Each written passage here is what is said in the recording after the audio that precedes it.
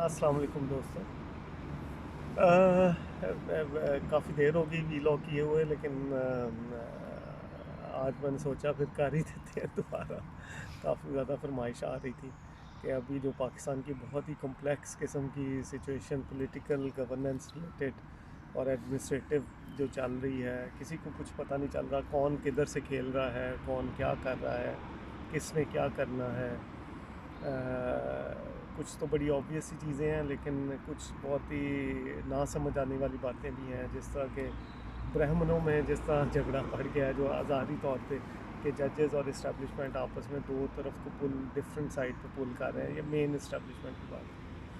तो ये क्या है, ये वाकई ऐसे ही है या अंदर कुछ और चल रही हैं चीज़ें? और असल में क्या हो रहा है, और क्या होने जा रहा है? तो उसकी खैर अब इंफॉर्मेशन तो कोई नहीं है, असेसमेंट्स ही हैं।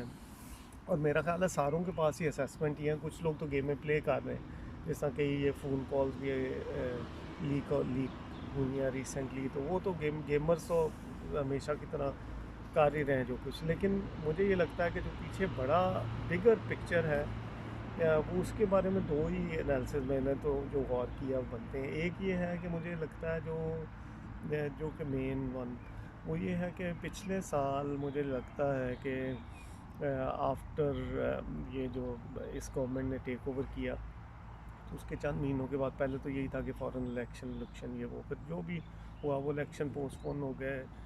तो फिर मुझे लगता है कि जो बड़ों मीन्स इस्टेब्लिशमेंट ब्राह्मणों ने इसमें उस वक्त की इस्टेब्लिशमेंट बाजवा एंड कंपनी, और ये चीफ जज बंदयाल एंड कंपनी, और बाकी जो बिजनेसमैन जो उसमें शामिल होते हैं अपर एशलॉन में, और फिर ये टॉप के पॉलिटिशियंस जो आजकल उसमें शामिल होंगे, उन्होंने मुझे लगता है कि पिछले साल कहीं ये बैठ उठ के डील की होगी आपस में कि इलेक्शन करवाएंगे मई जून में।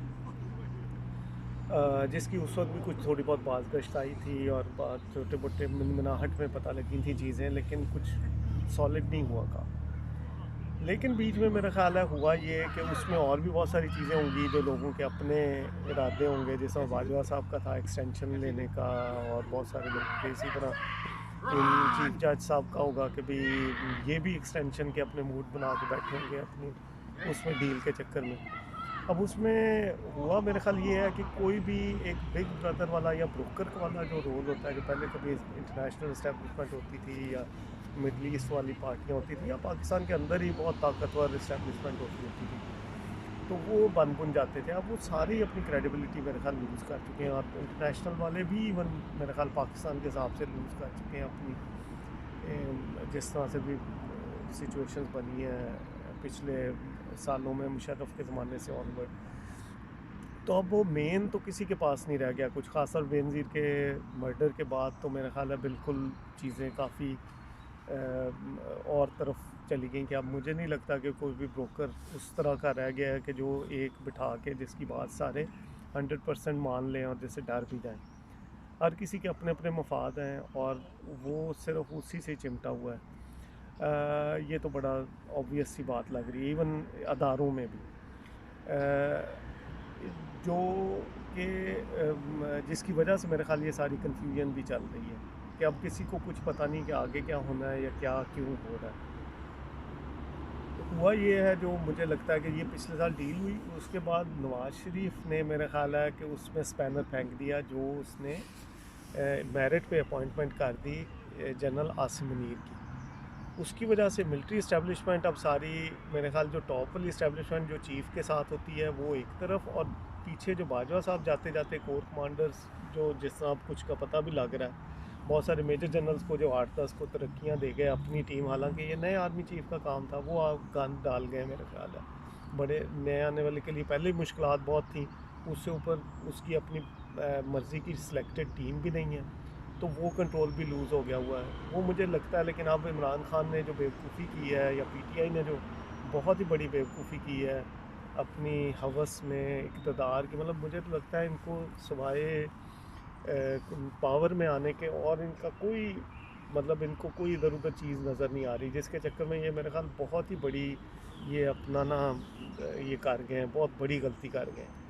उससे ये होगा कि ये अब रफ्ता रफ्ता आप नोट करेंगे कि ये बहुत कमज़ोर होते चले जाएंगे। अब ये मैंने दे हैव कंज्यूम, जिस तरह कहते हैं ना कि पावर कंज्यूम कर लेना, they have consume their power. तो अब ये वीक ही होते चले जाएंगे। अब मुझे नहीं लगता कि इससे ज़्यादा ये पावर गेन, तो they have seen their best time, जिस तरह कहते हैं अंग्रेज़ी में। तो अब ये मुझे लगता है कि अब जनरल आसिम मुनीर दोबारा पावर गेन करेंगे, और उसके साथ नवाज शरीफ मुझे लगता है कि आहिस्ता आहिस्ता वो ही इज़ क्लेवर, क्योंकि वो बहुत पुराना तजर्बा है उसको, उनको पता भी है। वो बाहर से बैठ के चीज़ों को देख रहा है और हैंडल करने की कोशिश कर रहे हैं। अगरचे मुझे लगता है कि उनकी कुछ बहुत ज़्यादा पॉलिटिकल स्ट्रेटजी इतनी ठीक नहीं है जो वो मिस आउट कर रहे हैं, जिस वजह से मुझे लगता है कि वो अभी तक 90s में बैठे हैं। उनको they need a new team, new brain, के जो आजकल कंज्यूमरिज्म जिस तरह हम कहते हैं कि वो बिहेवियर ट्रेंड्स को देख के वो अब दे, इन शॉर्ट PMLN की अभी तक अपने वोटर्स के साथ कनेक्शन नहीं बिल्ड हो सका बिल्कुल भी। तो अब वो नैरेटिव अदलिया के ख़िलाफ़ बनाने की या जो भी उनके प्लान है वो बिल्कुल कामयाब नहीं होना, क्योंकि उनका वो ये they are lacking in this point. Other than that bigger game में दे आर विनिंग, कि भाई वो जो उन्होंने PTI से मेरा ख्याल है कि अब वो उनको आहिस्ता आहिस्ता उनकी जान छूटनी शुरू हो जाएगी, जिस तरह PTI ने ग्रिप किया हुआ था सारे सिस्टम को। तो जजेस का भी मुझे लगता है कि अब वीकनेस स्टार्ट हो जाएगी, ख़ास तौर पे अगर ये चीफ़ जस्टिस ने, मुझे लगता है कि वो कार्रवाई शुरू कर दी अपना हुकूमत के ख़िलाफ़, क्या उसको कहते हैं, कंटेम्प्ट ऑफ कोर्ट की, तो फिर मुझे लगता है ये वही बात हो जानी है जो PTI ने अभी की है, कि वो बहुत ही ज़्यादा वीक हो जाएगा और ultimately he will have to go even before his retirement. ये तो मुझे लग रहा है कि बड़ी गेम जो उसमें मसला भी आया है कि भाई अब इनके ख्याल में मई जून में इलेक्शन होने थे, इन्होंने पिछले साल फैसला कर लिया था, लेकिन ऑफ कोर्स अब उसकी ब्रोकरेज कौन करेगा, तो वो ब्रेक हो गया है जो मुझे लग रहा है, जिस वजह से इंसानों को मसला भी पड़ रहा है। और उसमें इंसानों के अपने ज़ाती फ़ायदे थे, जैसा चीफ जज के बारे में मेरा ख्याल है कि या तो ये था कि एक्सटेंशन का जितने ज़्यादा वो लग रहे हैं, मतलब जितना आउट ऑफ द वे जाके वो खेल रहे हैं, कानून का भी एहतराम नहीं कर रहे हैं। जिस तरह कल वाला फैसला है कि मुझे तो खैर लॉ का नहीं पता, लेकिन इतना मुझे भी थोड़ा बहुत इल्म है कि भाई एक दफ़ा रिमांड हो जाए उसके बाद आप बेल कैसे उसको वो कर सकते हैं या रिवर्स करते हैं। बट एनीवे और भी बहुत सारी चीज़ें हैं जो उनका कंडक्ट है वो बड़ा अजीब है। तो एक तो एक्सटेंशन का लगता है, दूसरा हो सकता है उनको प्रेसिडेंट, क्योंकि वो भी बातें चल रही हैं कि एन से उनका नाम है, जैसा आरिफ अलवी एन से इमरान, एन से उस्मान बुज़दार, तो एन से उमर अताब बंदयाल, तो वो बड़ा प्रेसिडेंट के लिए, नेक्स्ट प्रेसिडेंट के लिए शायद उनसे वादा शादा कोई चल रहा हो, लेकिन बहरहाल कुछ ना कुछ तो है। तो लेकिन मुझे नहीं लगता कि वो किसी भी तरह से पूरा होना है। जो भी वो कर रहे हैं वो उल्टी तरफ ही निकलनी है चीज़ें, उसका इस तरह की चीज़ों का अंजाम को बहुत अच्छा नहीं होता। तो एक तो, और वो क्योंकि फिर मई जून वाला नहीं हो रहा, तो अब आगे सारा फिर रंग में भंग डल गया। अब आगे फिर वो भी अड़ गए हैं, दूसरी पार्टी भी अड़ गई है। उसमें मुझे लगता है कि पीपल्स पार्टी बादल ना खासा शामिल होना पड़ रहा है उनको, वो हालांकि दूसरी तरफ भी मेरा ख्याल है डील में है, PTI के साथ भी या इस्टेब्लिशमेंट के दूसरे धड़े के साथ भी। और नून लीग तो खैर पहले नहीं चाहती थी, और अब मेरा ख्याल है कि नया जो इन लोगों ने, जो अब नई मिलिट्री इस्टेब्लिशमेंट और नए वाले पॉलिटिकल ये जो भी ये अब वाली फोर्सेस हैं, PDM जिसमें कि मेन वो है, इनका मेरा ख्याल है ये इरादा है शायद कि इलेक्शन अब अगले साल ही हो। तो लेकिन वो भी मुझे पूरा होता नज़र नहीं आ रहा कि अक्टूबर तक तो ये खींच सकेंगे। अक्टूबर से आगे लेके जाना मेरा ख्याल इनके लिए बहुत मुश्किल हो जाएगा। तो और तब तक मुझे लगता है कि IMF को भी शायद इसीलिए डिले किया जा रहा है कि जब तक जनरल आसिम मुनीर अपनी मिलिट्री इस्टेब्लिशमेंट पे पूरी ग्रिप नहीं हासिल कर पाते, जो कि मेरे ख्याल अब शुरू होगी। ये कल परसों के वाक़यात के बाद उनको भी मौका मिल जाएगा उस पर थोड़ी ग्रिप मजबूत करने का। तो बहुत सारे लोग PTI को अंदर बहुत ज़्यादा सपोर्ट दे रहे थे, वो अब मेरा ख्याल है कि वो कुर्दे लाइन भी लगेंगे, उनको शायद फारिग खुरूज भी करें, और वो थोड़ा एथिकल मॉरली भी वो डाउन हो जाएंगे बिल्कुल। तो उसके बाद मुझे लगता है कि ये फिर इनको ये IMF से भी डील, मुझे लगता है कि उसके बाद ये पैसे भी लेके आएंगे। उससे पहले शायद इनको भी ख़तरा था कि ये ना हो कि पैसे लेके आएँ तो अगले दिन इनको फारिग कर दिया जाए। तो अब देखते हैं क्या बनता है किस तरह से, लेकिन इस सारे उसमें पीएमएलएन को चाहिए कि इस वक्त सबसे पहले वो वोटर के साथ कनेक्शन पैदा करे, क्योंकि हालात का आगे जिस तरह ये प्रिडिक्ट कर रहे हैं उस तरफ वो भी नहीं जाने। इलेक्शन हो सकता है कि अक्टूबर से आगे ना जाए, और 3-4 महीने तो आपको चाहिए वो बिल्ड करने के लिए।